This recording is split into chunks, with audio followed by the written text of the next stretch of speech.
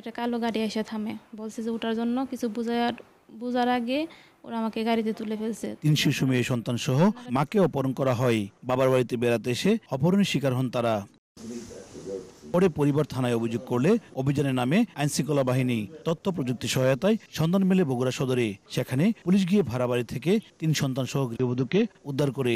উদ্ধার হওয়া গৃহবধূর দাবি, অপরিচিত মেহেদী হাসান সহ 2 ব্যক্তি তাকে ও তার সন্তানদের অচেতন করে অপহরণ করে। এই ঘটনায় জড়িত মেহেদীকে গ্রেপ্তার করা হয়। ওরা আমাকে গাড়িতে তুলে ফেলছে। তোলার পরে আমি কান্নাকাটি করতেছি যে কে আপনাদেরকে আমি চিনি না। 2 জন লোক ছিল।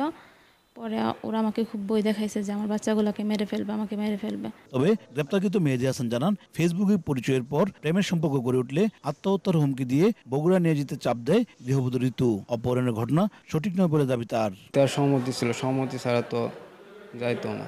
আমি ওকে অনেক বোঝাইছি, তারপরেও সে শোনেনি। অনেক ভয় দেখাতো আমাকে যে না আসলে আত্মহত্যা করবে। নগদে 500 টাকা বা তার বেশি পেমেন্টে পেতে পারেন ঢাকায় জমিসহ 20 কোটি টাকার পুরস্কার। রহস্য উদ্ঘাটনে তদন্ত চলছে বলে জানায় পুলিশ। মূল যে আসামি সে গ্রেপ্তার হয়েছে, আর অন্য কেউ জড়িত আছে কিনা এই ব্যাপারে আমরা তদন্ত করতেছি।